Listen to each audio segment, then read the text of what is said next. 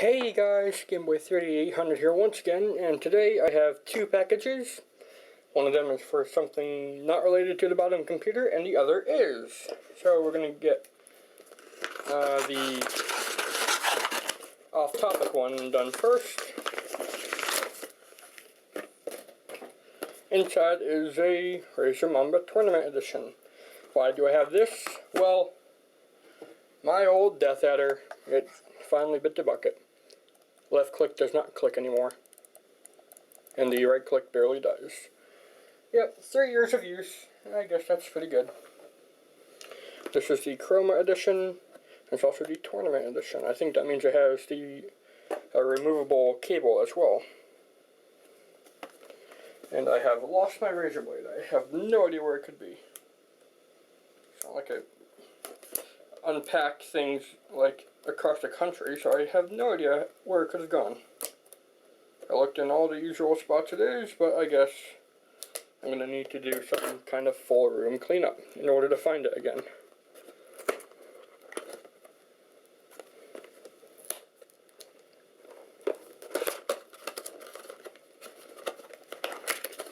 Alright, so cable and box and mouse. And no, this doesn't seem to have the removable cable. That's fine. It's still exactly what I was asking for. A slightly more comfortable Death Adder with all the same buttons and even DPI hotkey switches. That's cool. And this is also the Chroma edition, so it can be color matched with the rest of Project Supremacy of being white and blue. So that's cool. My brother will want the box, so I will attempt to keep it in good shape for him. He has like an entire wall of boxes. It's actually quite big and insane. And the next thing is coming all the way from England, and it does have to relate with what's inside. Step 1, undo this horrible packing.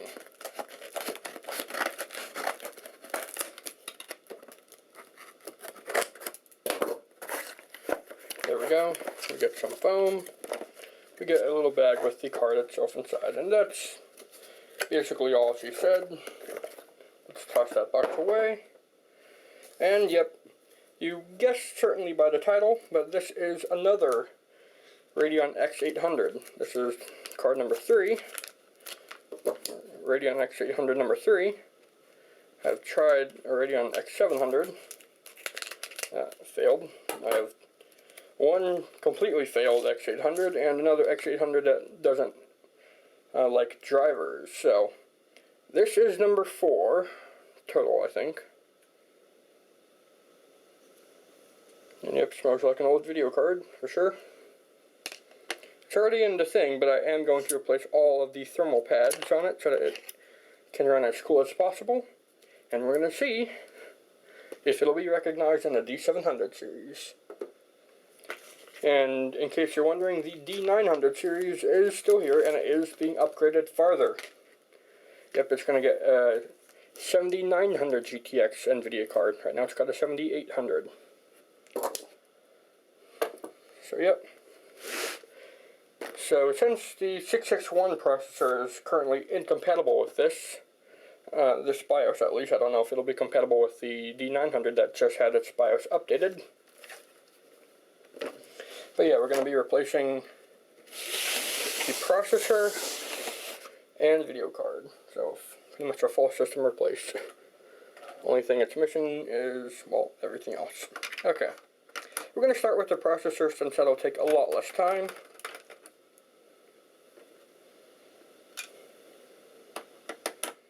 And it'll be a lot easier as well. I'm going to put in the Pentium 4 570 that it had before. That will mean it will run hot. But I do want to do a full comparison between this and the D900. Like, more performance-wise, since, you know, you couldn't really do it with mismatched processor speeds. And one with a working video card, the other with not. So yeah, I want to do more of a fair comparison in the very near future.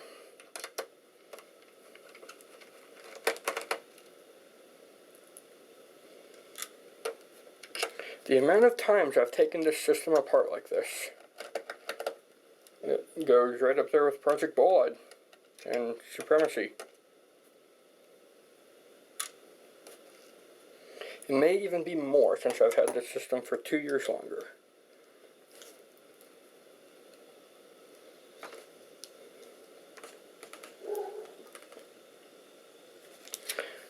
Yep, it's just been really hard to get off right now. It must have a really good set on the processor, and that it does. So it would have run really cool if it, would be compatible, but nope. I may try to put the processor into the D900 series that's up here in the corner that you can't really see. There you go, you can kind of see it now, you can see the front panel. I believe it's this one, that's the 570.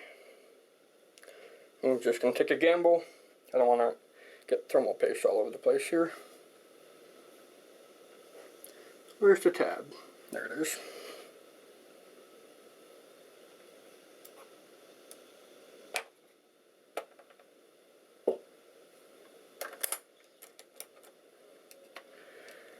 And now I'm going to have to go and get some thermal paste and something to wipe off the heatsink and processor with. So I guess I'll be right back. Alright, I'm back. I'm going to start with giving the processor a good wipe down.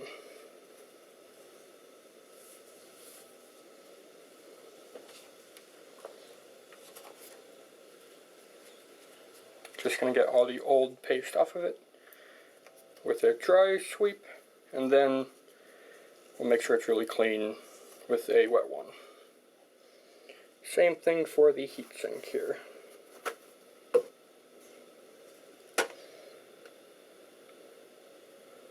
To any normal person, taking the same computer apart this many times would have driven them mad.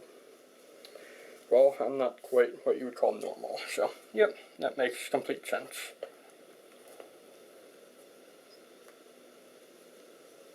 This machine was not turned on since, I did a little power on test in the last video, so give or take 2 weeks. I ordered this new video card on the 11th of October, and it's taken this long to get here, even though it should have been express shipping, but maybe it was only express shipping to UK, so that might make sense. Oh. Yep, getting thermal paste all over your hands is completely unavoidable. And then you gotta wipe it on your pants because trying to wipe it on this would be suicidal. Or something like that, I don't know. And then it takes 2 or 3 wash cycles to get it out because it really does stick there. It's actually quite annoying.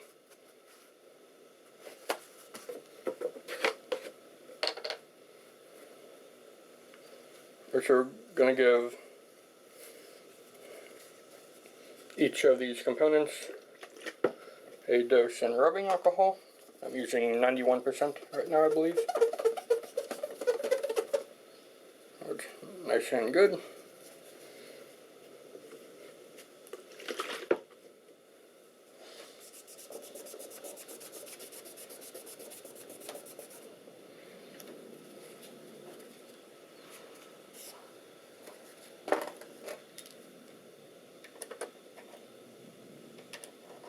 There's some thermal paste stuck in the little ridge of the processor there. I'm going to see if I can get it out. If not, it's not a big deal. It's probably going to be there forever.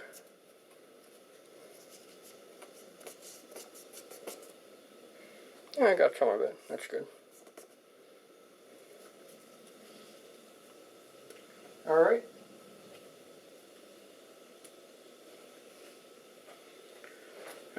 Now that it's free of the heatsink and goo and stuff, let's see. Yeah, Yep, that is the 570. I was correct.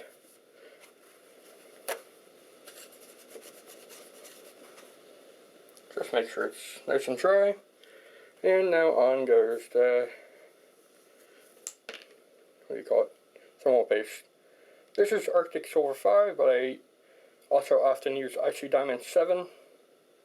And no, Icy Diamond does not damage components. If you damage components with your heat spreader, you are doing something wrong.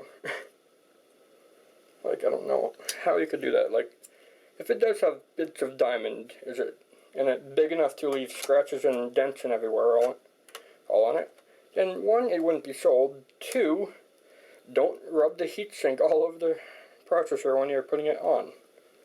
Like, sometimes you would do that maybe to get a slightly more even spread, but come on, don't be stupid. If you make that mistake, do not build a PC. Let someone else do it for you. Or don't even bother and get a console. Speaking of which, the Nintendo Switch just announced. It looks pretty cool. And I may end up picking one up depending on the price.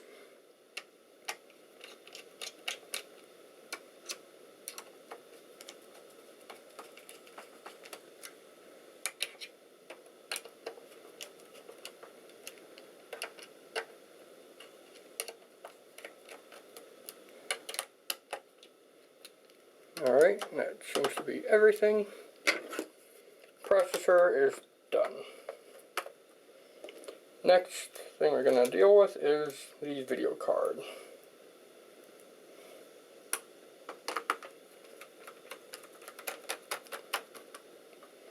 Now before I do anything else, I am going to take out the video card from its metal casing that just arrived. So that 1, it'll be easier to clean, and 2, well, that's kind of about it actually. Of course, it's going to need a tiny flathead screwdriver or something to pry it open. I will be right back. Alright, I'm back with a tiny flathead screwdriver, like I said.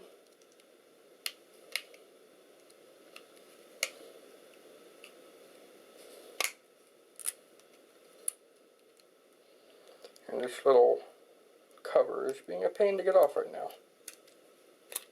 There we go.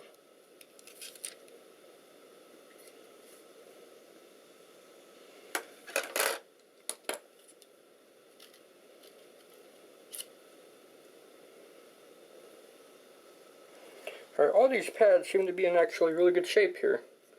They're just a little bit dirty, so give me a minute to just free them of their dust.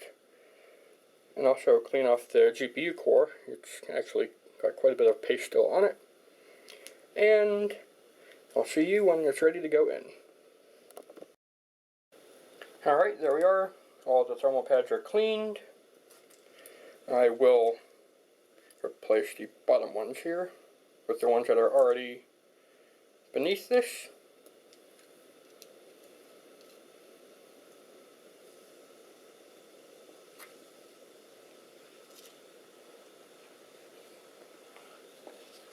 And the ones that are already on top of the other one down here. So, let's remove the 1 screw holding this bottom panel on. Come on. There we go.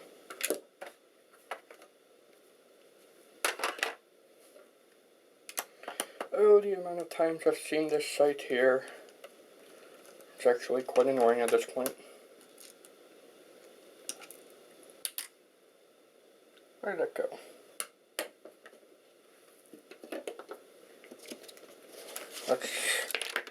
Here we go. Oh, that was smart. Dump it over while there's screws on the bottom. It's just sitting there. I have such a high level of intellect. And oh my god.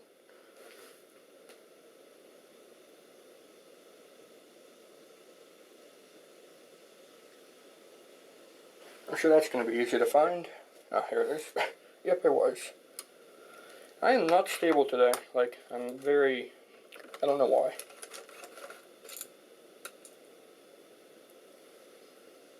very jittery.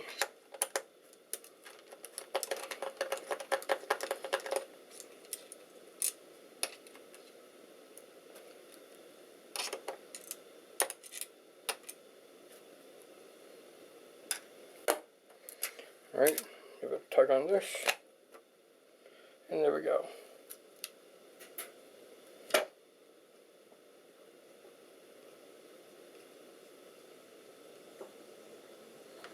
Shaving these. And all the noise you hear outside, they're big tree moving trucks, because my neighbor, his house got attacked by trees during the hurricane thing. So yep, he's okay, he's fine, don't worry. Alright, so that's that. That's going to have to be cleaned.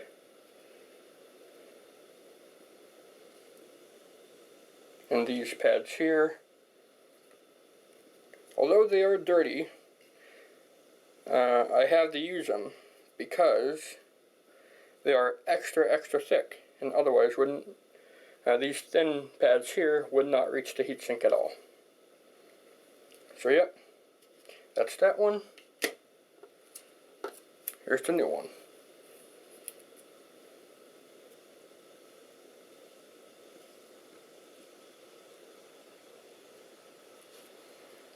Giving it these really thick pads.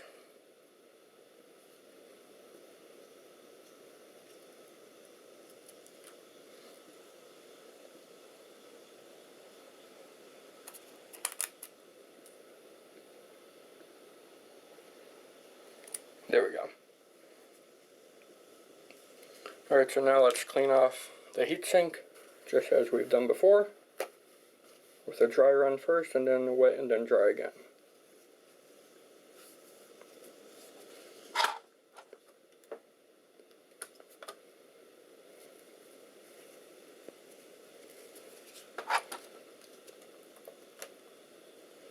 And strange, there seems to be like some markings there. I'm not entirely sure what that would be from. I'll wipe it down anyways. Hopefully it's not the memory pad things just melting away. Wouldn't surprise me because old ATI. More thermal paste all over my hands. That is great. Exactly what I wanted. But now it's ready. Ready for a wet one.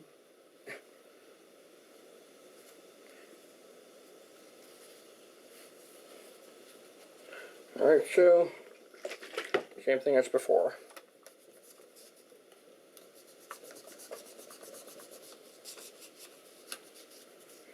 This actually is a very tiny heatsink for the card. If you look at the heatsink in the M7700, the Alienware unit, that thing is pretty big, but it has a small fan about the same size as this, so it's actually quite high-pitched, annoying, and loud.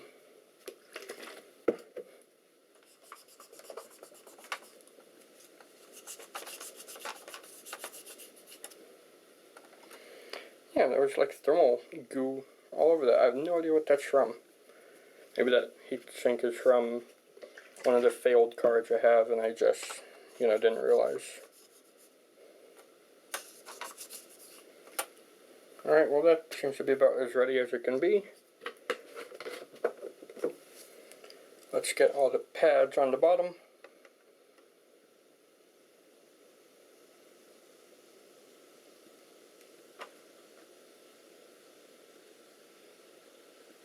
So that the bottom memory chips do not overheat.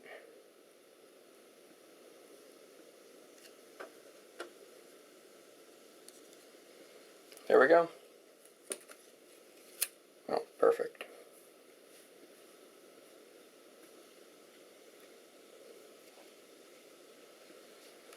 And now I'm going to put a dab of our thermal paste on the core. Seems a bit much actually for that size, but it will do fine. Now, real test for this machine, can it support, or will it this smaller loop thing here be good for this heatsink. It's going to be a tighter fit, that's for sure.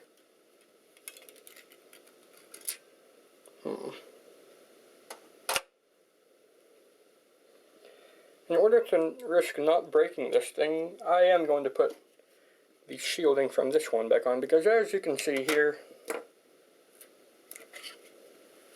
the other one has a much bigger loop. In fact, this one's actually quite anemic. So I will be right back when these top things are swapped. Alright, now I got it on. Now, this heatsink thing should be able to fit on it without any issue.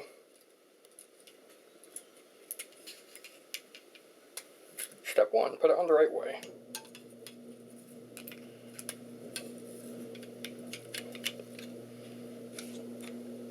There we go. All the pads are good on the bottom. Let's shove it in there.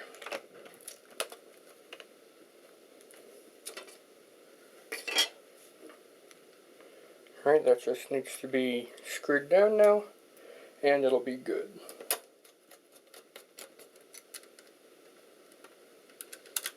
One screw partially at a time to give it an even spread.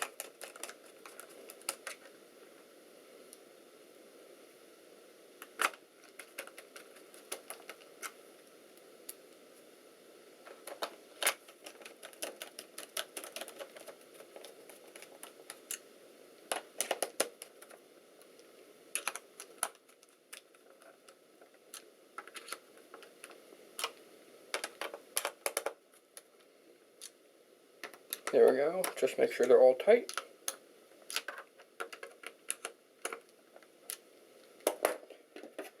That seems good. On goes the panel.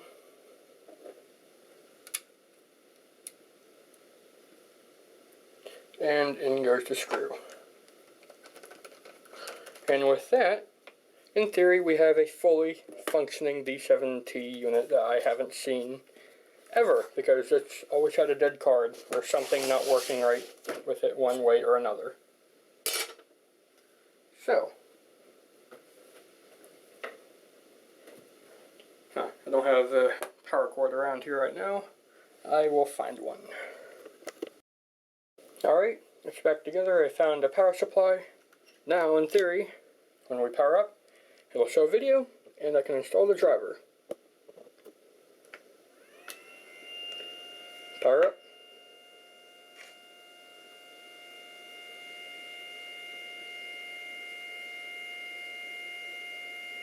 Yes.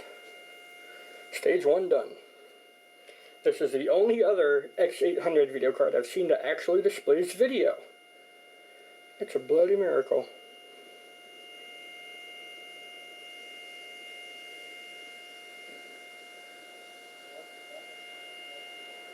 Alright, so it's booting up. I'm going to go ahead and install the driver and be right back with you. Alright, it's currently installing the drivers. I like how it advertises for an HD4000 card sometimes. This is using the old ATI DNA installer versus AMD Catalyst or whatever it is nowadays. That's actually quite funny.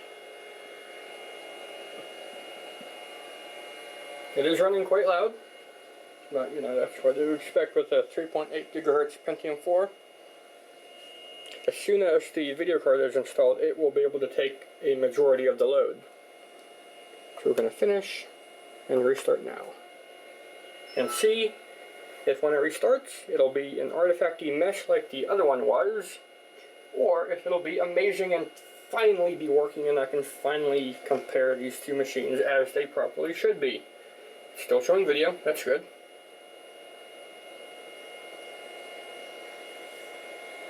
Alright, starting Windows, let's see what pops up. Did it survive or did it become died? Take your bets now. It still does have the weird bar at the bottom. Alright, so we have something on the screen. it didn't immediately implode. Screen resolution, let's see what this resolution actually is. Same as it was before, but okay. Core temp available, no update yet.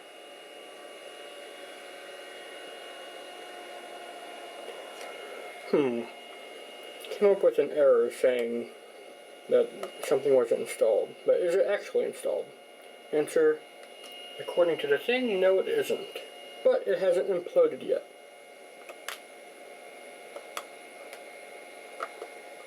I believe if I do the update driver software thing, it will eventually find something, but I was letting it go for like 5 minutes before and I didn't see anything. So, I'm going to have to try to do it this way.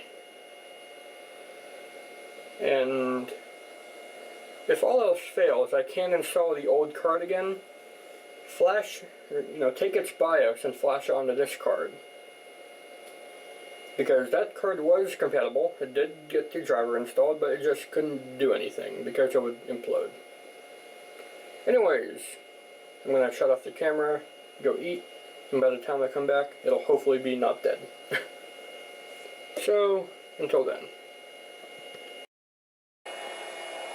Alright, doing that seems to have downgraded us to standard VGA graphics, so I'm just going to let it run until it finds updates, which could be forever because Windows 7 absolutely hates finding updates on any computer I build. It sometimes takes like a week to find updates. And you really can't force it like I'm doing here, so maybe just leave it on overnight and it'll find updates or something, I don't know. Anyways, that's going to be it for this video. In the future, when the Alienware unit gets its new video card, I will, one, try to put the other processor in and see if that works after putting the other video card in. Because I do want to have that 661 processor being used, because it does use a lot less power and it runs pretty fast. So why not use it if you can? Anyways, yep, that's going to be it for the Sager unit rebuild once again. It is once again functional, just not as intended. Thanks, Game Boy Out. I will see you in the future.